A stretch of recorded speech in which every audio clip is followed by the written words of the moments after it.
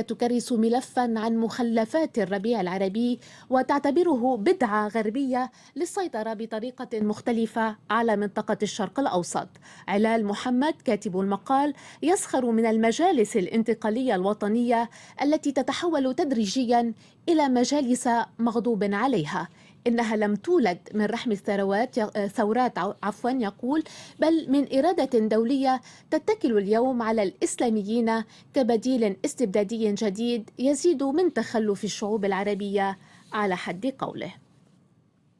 ومن مؤامرة الربيع العربي إلى مؤامرة أسامة بن لادن لاغتيال الرئيس الأمريكي، يكتب ديفيد إغناتيوس في صحيفة الواشنطن بوست الأمريكية. الكاتب اطلع شخصيا على بعض المستندات التي وجدت في مخبأ بن لادن يوم إلقاء القبض عليه، والتي دعا فيها زعيم القاعدة إلى اغتيال أوباما، أمر كان سيدخل الولايات المتحدة في أزمة كبيرة يستفيد منها التنظيم لضرب أهداف أمريكية جديدة وفق الصحيفة. ومن ضروب السحر